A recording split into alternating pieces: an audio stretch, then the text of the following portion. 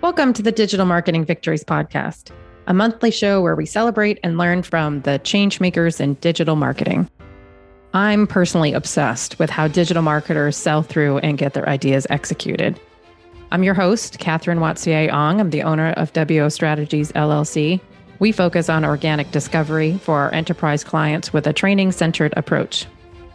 Hi there. Before we get into the episode, I'd love to remind you to subscribe to our podcast email list so that you don't miss any upcoming episodes. And once you're on our list, that would be the perfect way to give us feedback about the show or learn more about how you can support our efforts to educate digital marketers about the soft skills that they need to be successful. So you can join that list at t.ly/DMV podcast. Okay, now on to the show. Today we're joined by Helene Jelenc. Helene is an SEO specialist at Flow SEO with a strong background in anthropology and research. She got her start in content creation after leaving the US, kickstarting a career as a content strategist.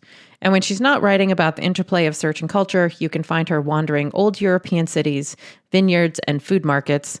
If I'm stuck here in the US, these sound delightful. This episode is going to be perfect for you if you're curious about how an anthropological approach to outreach, content, and persona creation could enhance your SEO work. So without further ado, here's our interview with Jelenc. Jelenc, thanks for agreeing to be on the podcast. Thank you for inviting me. It's great. So can you just give the listeners a little bit of background about you and how you became involved in digital marketing and the anthropology piece? Sure. So I actually started studying anthropology in my undergrad university. I started in music education, decided I could not teach children for the rest of my life. I didn't have that patience, and switched to anthropology, fell in love, went to grad school, got my master's in anthropology. And then I began traveling and creating content around travel. Started loving it, started learning SEO, started working for a few small brands until last year. I joined a remote agency called Flow SEO, where I work as a SEO specialist and manage a handful of clients. Awesome. So I'm kind of curious whether or not you can tell our listeners a little bit more about this anthropological perspective, because based on my Googling, it seems like because I did not study anthropology in school. It seems like there's some key elements: holism, relativism, comparison, and field work. So you can kind of like explain all of those to our listeners and how that might impact your approach to SEO. Sure.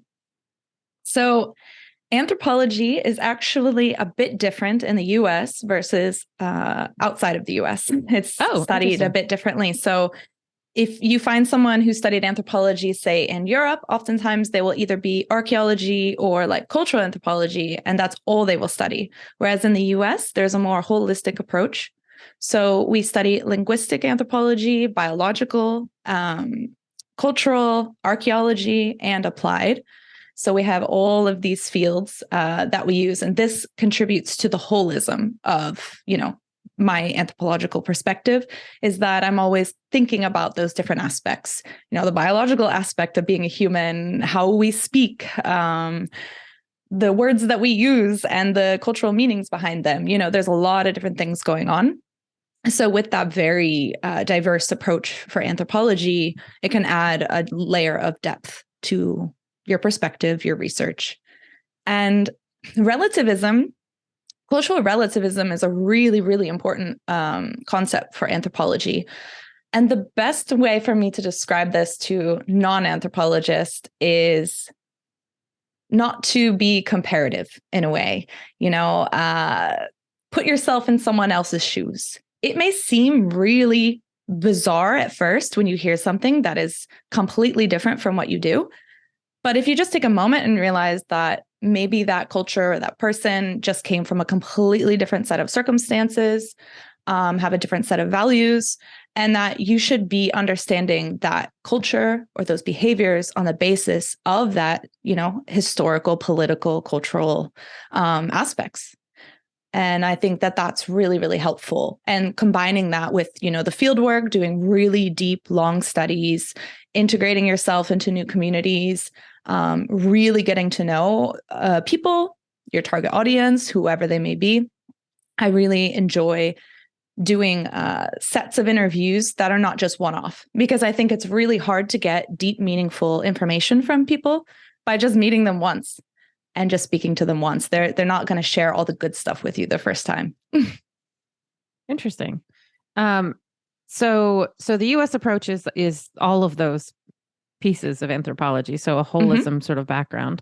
But I think you mentioned that, and the applied anthropology mostly is taking all of those, the research from the different approaches and just applying it to your work. Is that really what the definition is, or is there more there?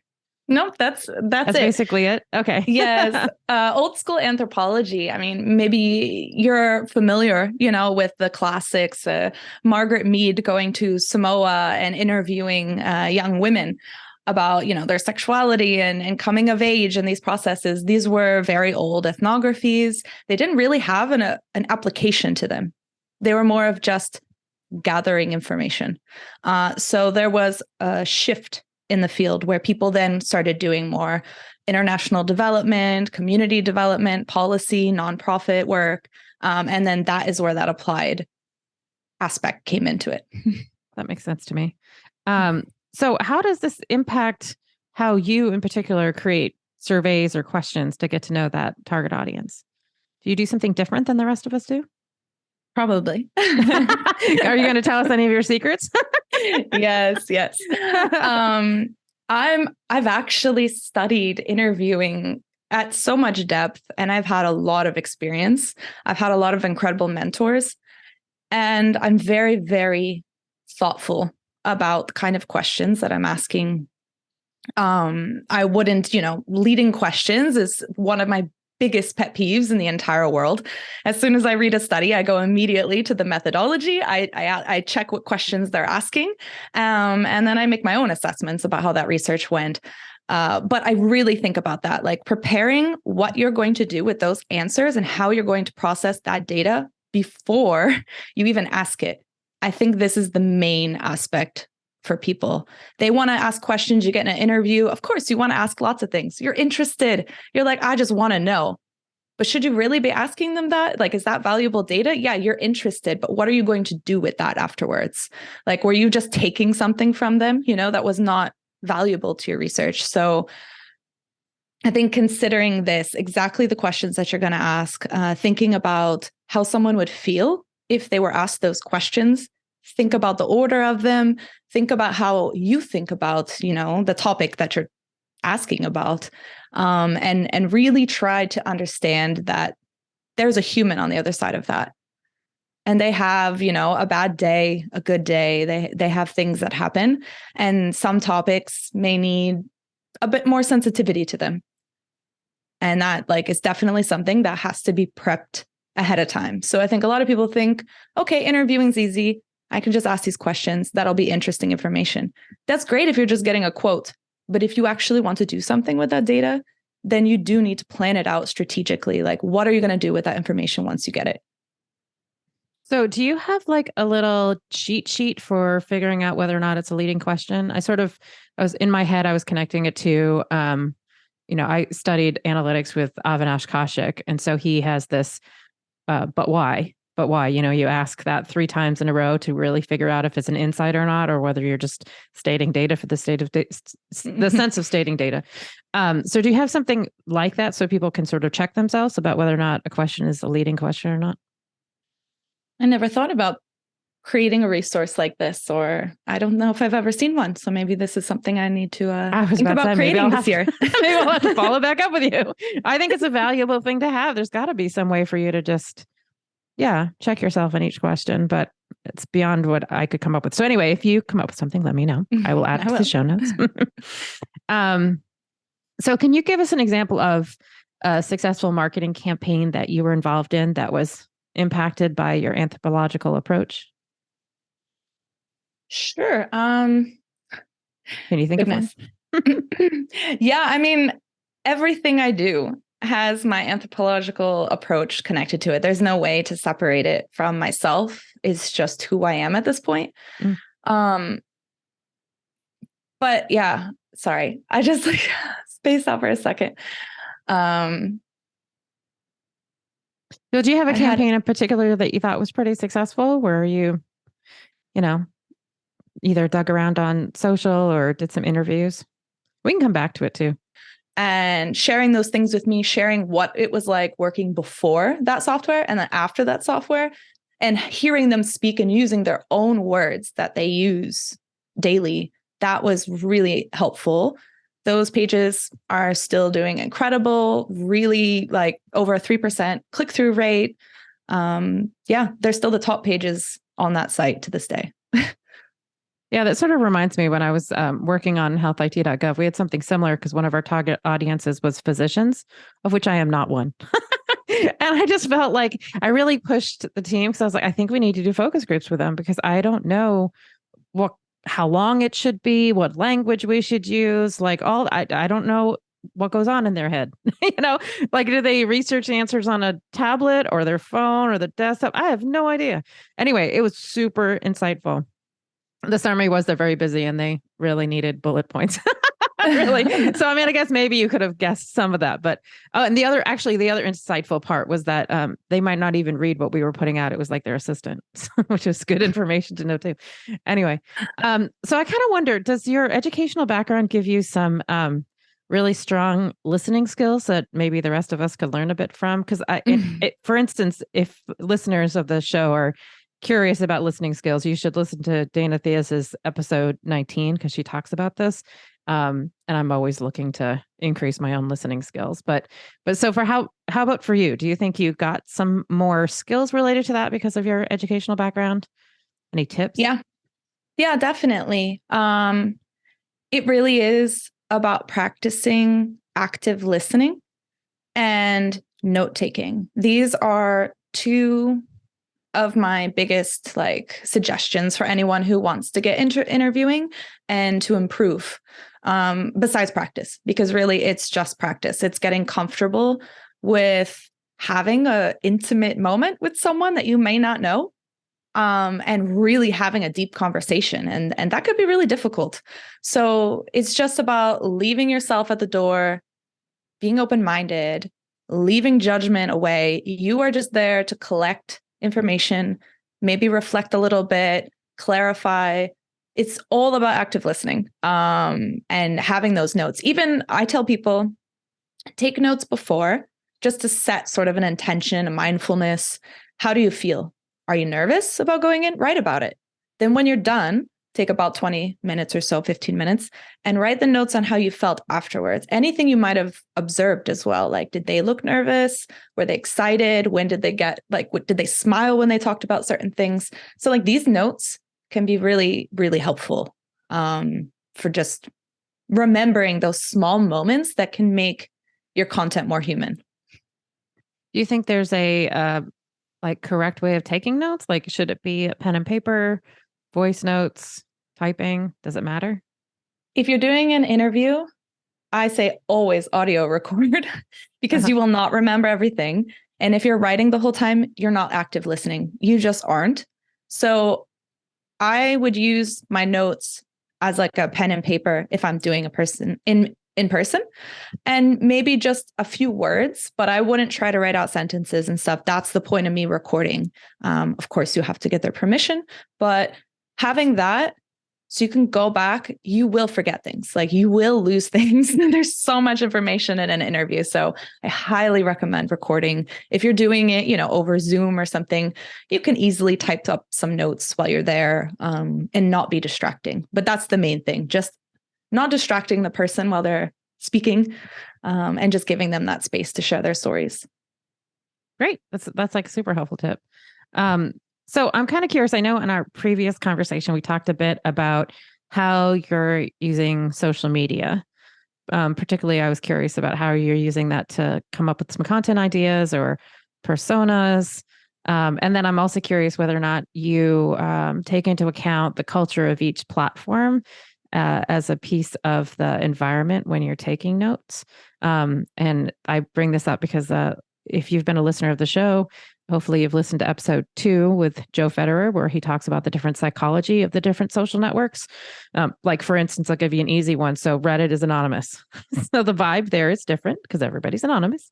And Facebook is mostly your friends and family. So that might impact kind of how you interact on that platform. So anyway, I was just kind of wondering if you can, what was your thought on how you observe in social? How do you use it? And do you think your insights are impacted by the culture of the platform? Yeah, there's definitely a completely different culture on every platform. I mean, even if you're comparing, Facebook to your website, or how someone uses search or social, the kinds of topics that you're probably going to talk about, maybe even the comments, they can definitely vary. Yeah, as you're saying, is your real name attached to it? Does your mom see it or does nobody see it? So one thing I actually is my favorite, which probably goes against every single bit of advice you get on the internet. I read comments all the time. I just read them. I take it with a grain of salt. I know that anyone could be writing anything. I know that there's bots. But after a while, you're able to figure out, what is going on here? What is the general attitude? And you can kind of pick it out, like it's easy once you've done it for so long. I started this strategy years ago. I think when I was in grad school, there used to be comments. I think it was on the New York Times article. They have since removed comments from all news articles, but they used to be quite fascinating. And there was this article about the use of welfare in the US. And that was a really big topic of research for me about how people are using resources. And the comments were devastating, absolutely devastating. And I did an entire research paper on this and was sharing this lecture around at university. And it made me realize, like, people really feel anonymous. Like, sometimes people are really sharing what they feel. And definitely like locating those spaces and understanding, the kind of tone that they're using. So maybe if someone was writing on Facebook, they're going to be a little bit more safe for work. Whereas on Reddit, you can have a lot of not safe for work content there, but it might be really valuable. It doesn't mean you have to replicate it, but you learn a lot about the language that's being used, the values, the culture. It can be quite fascinating. So I always go to the comments. So it sounds like you're hearing, so I heard culture and values and maybe emotion. So it sounds like you use some of that for your persona work, maybe? How do you apply it to SEO? That was the second part of the question. Sure. For example, a client that I am working with was using a very specific set of keywords for their product. But then I realized, because they had switched to a different industry from tech to like creators, that creators were using a much different language than enterprise tech companies. So that changes the keywords, that changes the content, that changes the language. One of my favorite examples that I talk about a lot is if you compare MailChimp with ConvertKit's blog, they have the same offering product-wise, but they have completely different audience. So they have completely different topics there. So just getting in there, understanding the language that they're using and how they would use that on search. If they're going to write it on TikTok or if they're going to write it on Twitter in that way, they're probably searching it that way. Yeah. Yeah. So this reminds me, I guess I stumbled into Anthropology once on one campaign. We had one campaign for this pharma company, and the drug was for people that have a condition called, now I'm going to forget the name, of course, but the layman's term was claw hand, because your hand gets crimpled like a claw. But you're not allowed to use that term, it turns out, because they're FDA regulated. But we were trying to just get to the audience and figure out, like, what are their challenges, what are their struggles, so we could write content that would resonate with them. I mean, for, partially for link building, but then also just to understand who we're talking about. And once we used the non-FDA term, of course, and started getting onto social forums, it was kind of amazing, because we discovered that a lot of them, I mean, this is not all of them, but a lot of them were very upset about figuring out how to play guitar and banjo because of the hands getting crumpled. And a number of them were Harley Davidson riders and needed unique gloves for it. And anyway, it was just really insightful. You're like, wow. And of course, the client had no idea about any of this. And we were planning a live event. So we're like, okay, maybe we'll do some stuff with the motorcycle. And, it just gives you all these ideas around how to interact with the target audience that you wouldn't have gotten from the client, all because of social. Yeah. And it's a very human and fun, it puts a fun twist to a very sad topic. Yes, definitely. Because we were stuck mentally. We're like, what are we doing with this?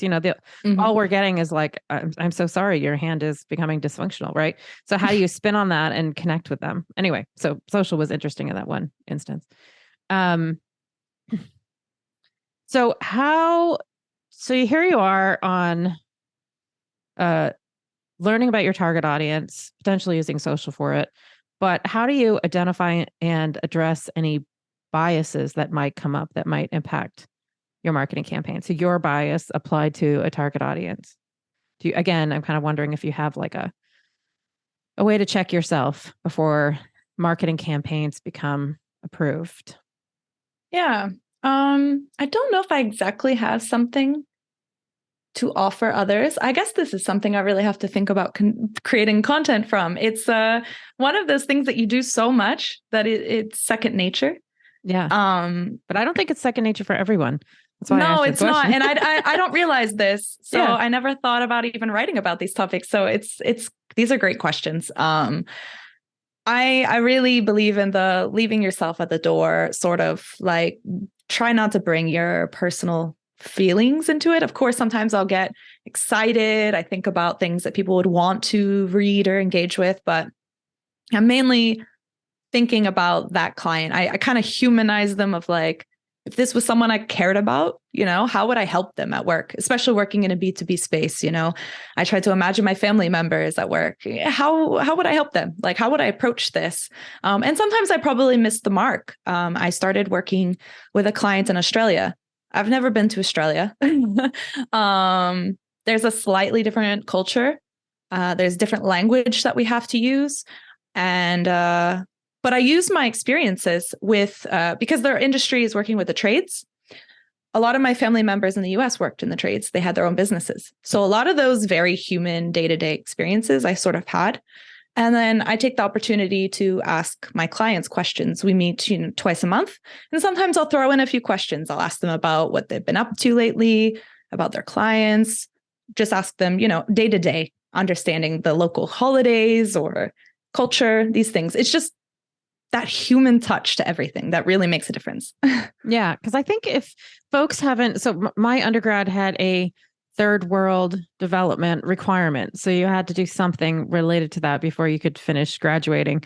So even though you're not traveling, you're deep diving into some third world culture. So I think that plus some travel helped me sort of realize that it's not the same everywhere. Right. Yeah. But if you don't have that experience or you don't get a chance to travel, I think it would be really hard. Like I think I shared with you talking about Australia. Like when we went on my honeymoon to Australia, they're English speaking. I mean, I knew they had a different culture, but I was pretty floored by the radically different terms that are being used for stuff. Like, forget what it was, but I think it was like renting an apartment. Letting. Yes. What was the term again? Letting. Right. There's no way I would have guessed letting. There's just no way. Yeah. There were a couple like that where you're like, wow, that's radically different, even though we all speak the same language in theory, right? Mm-hmm. But it's just radically different.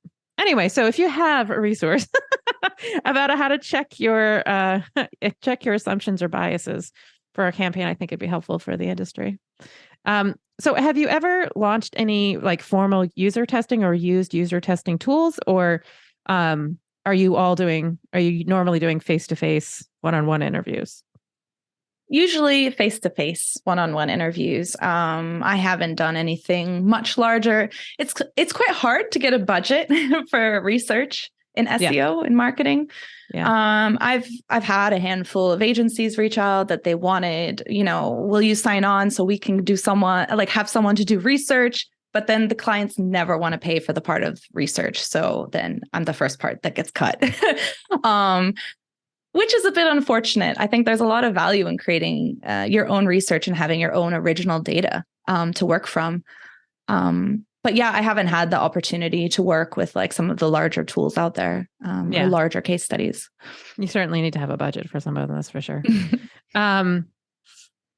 So I am also sort of curious. So I'm familiar with the jobs to be done framework. And I know the industry talked about it a little bit, about how you walk through a persona and their pain point and challenge and what they actually need to get done on your website, along with whatever emotions might be involved in that. Have you ever applied that framework to what you're doing? So to be honest, I had never heard of this. Oh, well, there you go. I looked it up and I was like, huh. Well, this is already what I'm doing. I just didn't know there was a name for it. Now you know the name. Yeah, I mean, this is part of the reason I think I love B2B. I think it's much easier to really understand what people need and what people want, how it's going to help them, and understanding, how can your tool solve a problem, or how can it make their work experience better, or whatever it may be. I think it's very straightforward and I really appreciate that. And I'm always like breaking down things to the very core of, what exactly are they struggling with, or what exactly do they love about your product? Like, let's boost that. Yeah. And do you say that because you work more in B2B than B2C? Do I say what? Oh, that it's easy to do in B2B. That's mostly because your experience is B2B, not because it's not possible to apply the framework to B2C, right? No, I think it's possible. It's just that B2C, I think, can be very difficult. There's a lot of emotional components. Not saying it's not in B2B, certainly is. But I think there's a lot more culture and emotion that goes into consumer behavior, in a B2C environment. Sometimes I buy things and I cannot tell you why I bought them. That's normal. Right. So, yeah, that's not going to make a marketer happy, but it's the truth. I'm really surprised. And again, maybe this is just because I was, curious and I have a little bit of a UX background, but I was really surprised how many people didn't know that strong emotions can literally impact how you interact with search and web pages. Like if you're angry, you actually see less, you're able to absorb less. Like, it's just fascinating to me how different strong emotions can impact how you're reading online and what you see and what you select. And if you're in an industry where that's part of your challenge, because I do a lot of stuff in health, right? So if that's your challenge, that people who come to you are in an emotional moment with a strong emotion, you should take that into account when you're creating the content. If it's overly complex, they might not literally be able to read it because they have so much emotion sort of clouding their judgment, right? They talk about that, but literally will kind of cloud their vision, not be able to see all of it. Anyway, so let's see. Do you have a primer book or resources on anthropology that you'd recommend to somebody if they want to learn more? Sure. So it's a very dense topic. So I would suggest going straight into an ethnography. They're usually relatively short books that deep dive into a specific topic. So why I say an ethnography is because of the research skills required to do field work are very intense. That's usually spending a long time with a group, learning the language, learning the culture, and doing a very specific study. So they know exactly what they're doing. It's very parallel to, a marketing strategy. You know exactly who you're going for, you know exactly what you want. And that will be, very helpful to see how to do a very big deep dive and all the different aspects of a human, of the human experience that can influence our decision making. So there is, it's an old classic called Dancing Skeletons, Life and Death in West Africa, by Catherine Detweiler.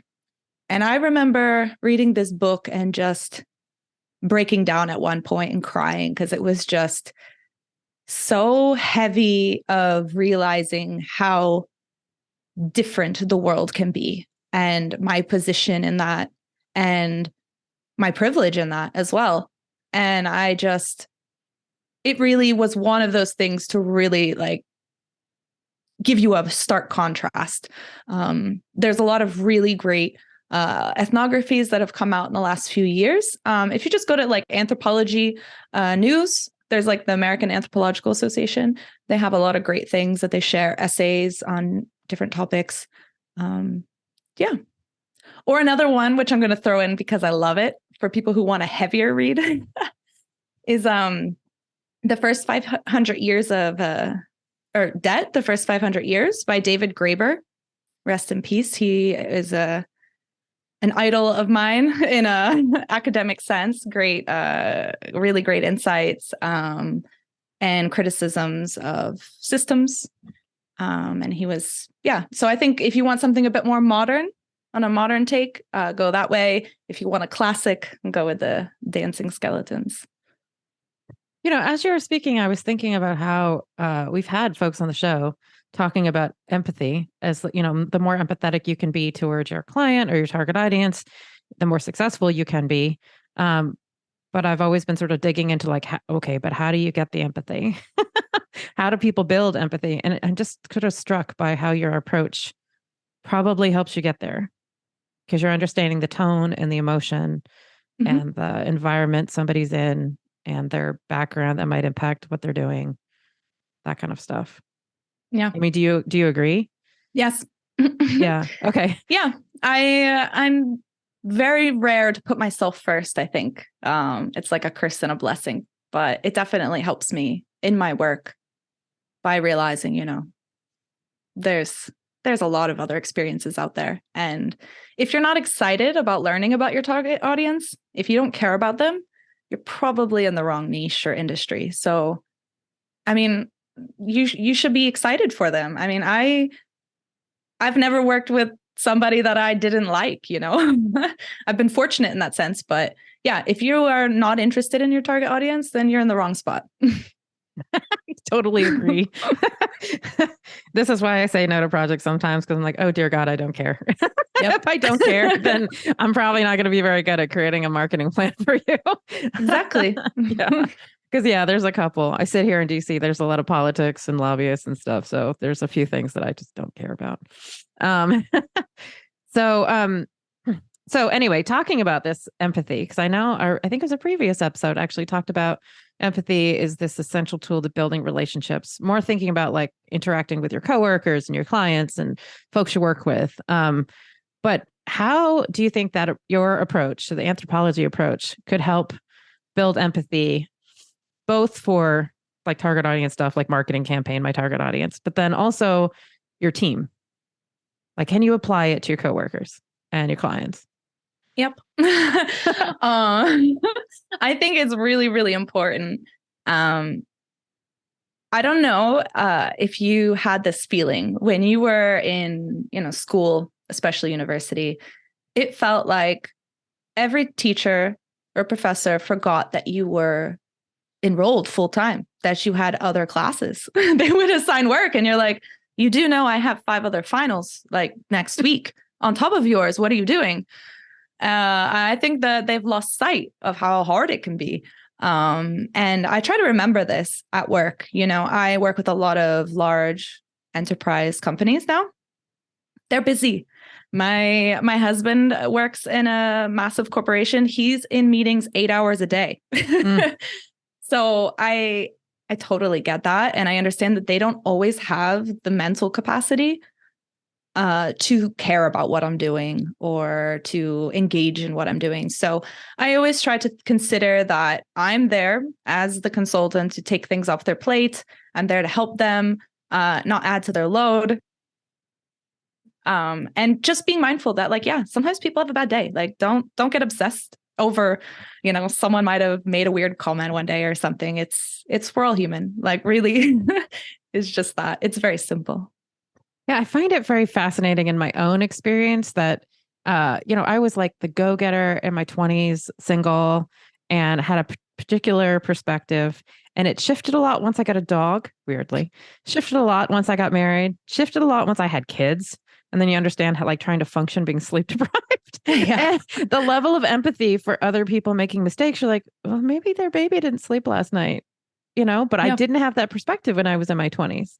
Because people don't tell you what kids are really like. So it's not until you have them that you realize what they're really like. But anyway, it's just very fascinating how yeah, that would be your own life experience. And us not digging enough into what it's really like for other people.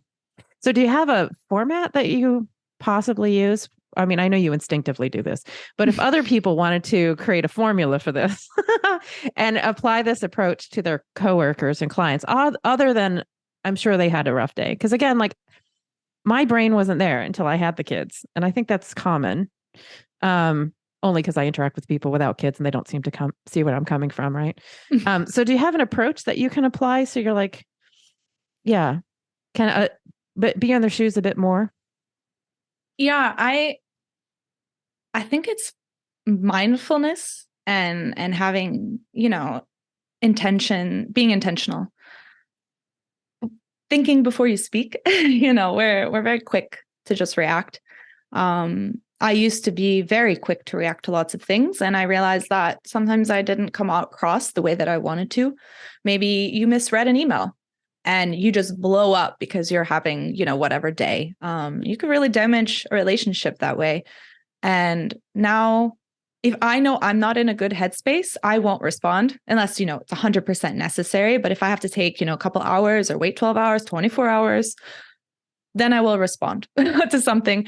But I also, try to have patience. It's not easy. It isn't. But like I said, I know that my colleagues are great. They'll support me whenever they can. But yeah, I also know some of them have children. I don't. And I know that that is a massive challenge for them. They have a completely different schedule and they're getting sick constantly. Mm-hmm. So I know then that I don't have children. I have a little bit more freedom in my schedule. So sometimes I try to help them out a bit more, I understand that it's hard and they're not my children, but it's okay. Cause like we're all human in the world. And I know that's anthropology, but it's about the human experience. It's about really just taking that moment and seeing that we're all here trying to do our best. Yeah. I always kind of wondered whether or not you could I don't know, shadow one of your clients or something. I was very shocked by that when I was at Ketchum because the younger PR people went from school to PR and they had never been in-house. And so as you were talking about, hey, my client might be busy and I'm not the only thing that's involved in their world. That was the part that always drove me crazy because they would just bug their clients all the time. And I'm like, I used to be in-house. I'd have the multiple consultants and I'm like, they're probably in meetings. They're probably busy, but me telling them that is not as impactful. I was always curious, like, is there a better way for them to learn this? Just take a nice screenshot of their calendar, right? Or just make them go through it for 1 week, just like all day meetings and then say, how do you feel? Yeah, maybe that's it. I think that's actually something I ask my clients now. Actually, now that you talk about it, is kind of asking a little bit about what their calendar is like, what their day is like a get to know you icebreaker moment, just get a feel. Yeah. Anyway, so this has been great. Is there anything else you want to share? Otherwise, I've got some standard questions I usually ask everybody. No, I don't think so. Okay. I don't know. It was just great to talk about all that stuff. I think it's obviously I gave you a couple content ideas. I've got all sorts of questions for your approach. So have you had an aha moment recently with your client's target audience or your target audience for your business for where you work now? And how about the target audience? I think it's just kind of similar to what I was mentioning before about also dealing with clients is that mental availability. The B2B, I mean, they're probably not thinking about buying your software while they're home, feeding their children. And that's what they're thinking about at work. Right. When they're told like, come on, let's get this going. We need to get the contract. So it's understanding the mental availability, because I think years ago I would be like, just bash out that work, bash out that marketing, put up all those posts. But especially in that B2B space, I'm mindful about like not oversaturating that and that they don't have time to read all this stuff. They're at work. You're just trying to help them along with their work. You're not trying to give them more work. So that's definitely something that's I love that. You're not trying to give them more work. Yeah. That should be like a checklist item when you finish a piece of content. Did I just give somebody more work? Yep. Do you have any recent wins or resources that you want to share with our audience today? Yeah, I actually have an article I wrote on B2B writing pitfalls and some real world examples for Flow SEO, which I shared the link with you. And this has been a really great article / turned into a educational session that we give clients now to teach them about, B2B SEO writing. And I also did a piece for Search Engine Journal around interviewing for niche B2B industries. So I think if anyone is interested in learning about interviewing and some tips on how to prepare for that, that article is a great place to start. Great. Those are awesome. I'll put them in the show notes. And so how can people learn more about you?